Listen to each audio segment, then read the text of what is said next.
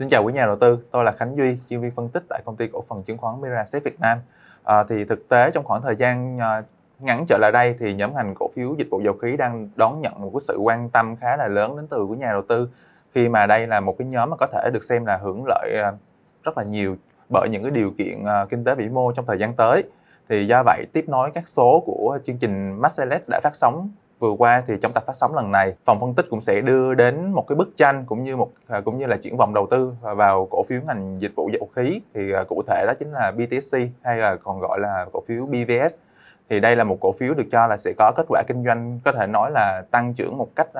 đột biến trong giai đoạn tầm 3 năm tới. Một giai đoạn mà chúng ta sẽ phải đối mặt với khá nhiều rủi ro về mặt chiến tranh thương mại. Đầu tiên chúng ta sẽ điểm qua một số thông tin cơ bản về BVS để cho các nhà đầu tư có thể nắm rõ một cách sơ bộ về cổ phiếu này. Thì có thể nói rằng cổ phiếu BVS hiện tại đang là một trong số ít các doanh nghiệp sở hữu hạ tầng về kho cảng gia công cơ khí lớn nhất tại khu vực tại Việt Nam và mở rộng ra bao gồm cả khu vực châu Á Thái Bình Dương. Thì với lợi thế này thì BVS đã dễ dàng hình thành được một cái chuỗi gia công cơ khí và dịch vụ khép kín riêng trong ngành dầu khí và trở thành một doanh nghiệp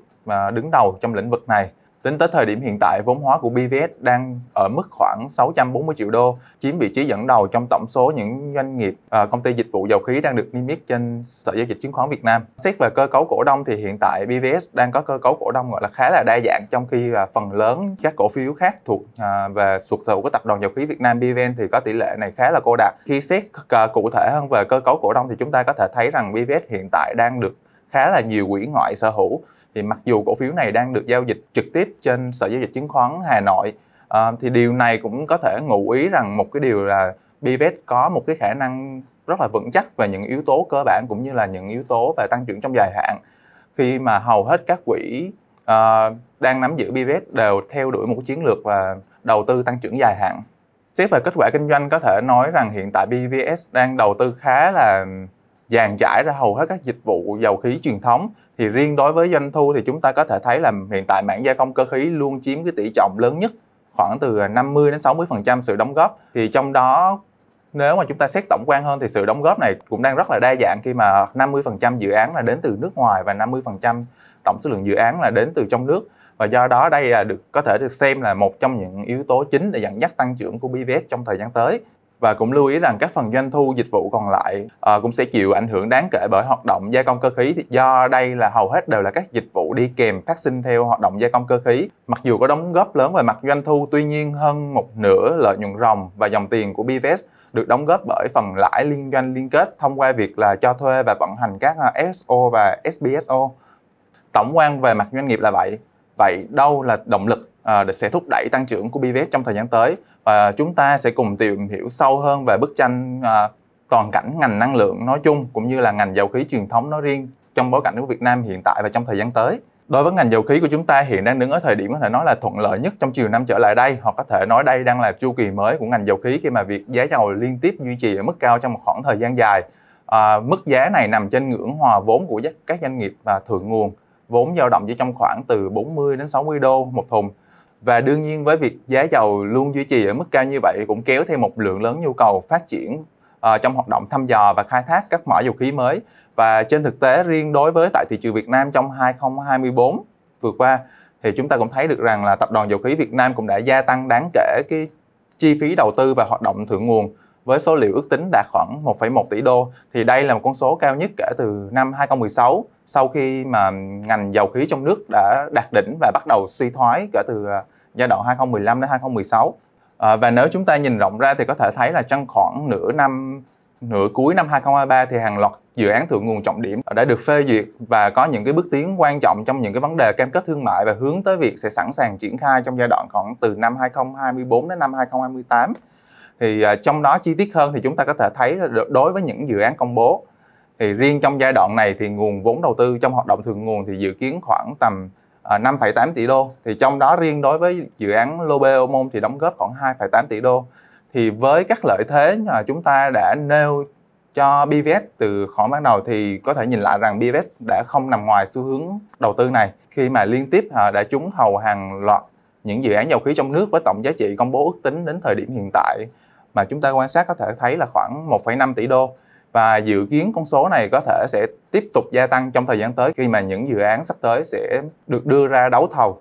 Nói sâu hơn về dự án Lotte Mall thì chắc đây cũng không còn xa lạ đối với các nhà đầu tư quan tâm đến ngành dầu khí. Thì đây là một dự án có thể nói là về mặt chi phí vốn đầu tư cũng như là về mặt sản lượng lớn nhất từ trước đến nay trong ngành dầu khí trong nước, thì với mức tổng đầu tư ước tính cho toàn bộ dự án khoảng 12 tỷ đô. Thì trong đó phần lớn gói thầu đã được trao cho PVS trong khoảng cuối năm 2023 và trong năm 2024 với tổng giá trị khoảng 1 tỷ đô. Và đây sẽ được xem là dự án sẽ dẫn dắt tăng trưởng của PVS trong giai đoạn 3 năm sắp tới. Và tính tới thời điểm hiện tại, gói thầu BC đường ống biển với trị giá khoảng 560 triệu đô vẫn đang trong giai đoạn đấu thầu, và chúng tôi cũng kỳ vọng rằng PVS sẽ là một trong những doanh nghiệp có thể là giành được một phần công việc trong gói thầu này. Và đây cũng được kỳ vọng là những cái thông tin cũng như là những cái chất xúc tác có thể tác động lên sự tích cực của giá cổ phiếu PVS trong thời gian tới. Nó cũng tương tự với những thông tin trước đây liên quan đến Lotte đã từng tác động vào giá của cổ phiếu này. Trong khi đó, bên cạnh sự thuận lợi của ngành dầu khí như đã đề cập, thì chúng ta cũng phải nhắc nhiều đến xu hướng dịch chuyển năng lượng trên toàn cầu, đặc biệt là xu hướng điện gió hóa đang diễn ra rất là nhanh. Thì theo dự báo của McKinsey thì công suất lắp đặt điện gió ngoài khơi toàn cầu sẽ tăng khoảng đâu đó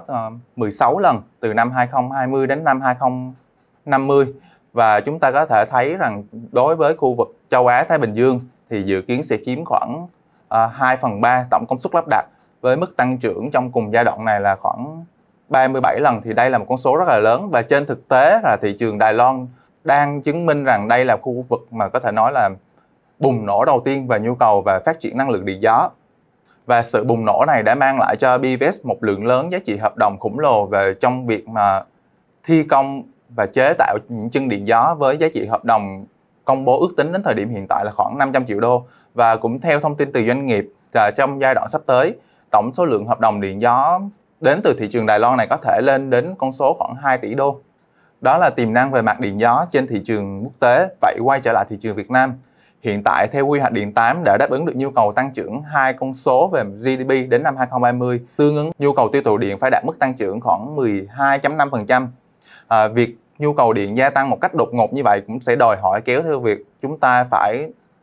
đầu tư và mở rộng hàng loạt cơ sở hạ tầng về sản xuất điện. Và theo như định hướng thì chúng ta sẽ đầu tư khoảng 14 MW điện liên quan đến LNG.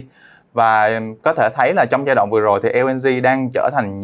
một nguồn năng lượng ưu tiên trong sản xuất điện của giai đoạn tới, với việc xây dựng hàng loạt cơ sở hạ tầng để phục vụ mục đích là lưu trữ và tái hóa khí LNG. Thì đây cũng được xem là một thị trường tiềm năng sẽ mở ra cơ hội khá là lớn cho PVS.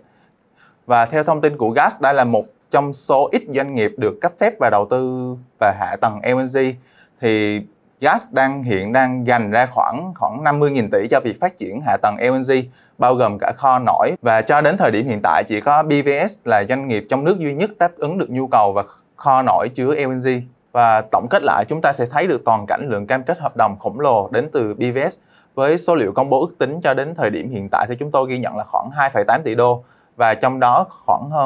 khoảng gần 2 tỷ đô là đến từ những dự án dầu khí truyền thống mà PVS đã theo đuổi trong khoảng thời gian trở lại đây. Và trên thực tế, số lượng nghĩa vụ cam kết của PVS sẽ còn lớn hơn con số 2 tỷ đô rất là nhiều, khi mà có những hợp đồng chưa được công bố trên thông tin đại chúng do liên quan đến vấn đề bảo mật thông tin. Tuy nhiên, nếu chỉ xét riêng khối lượng được công bố này, tăng trưởng của PVS sẽ được đảm bảo cho đến ít nhất năm 2027. Và cũng trong cùng giai đoạn này, trong năm 2025 đến năm 2017 sẽ là 3 năm trọng điểm để PVS có thể tiến hành bàn giao và ghi nhận doanh thu cho tất cả những dự án này.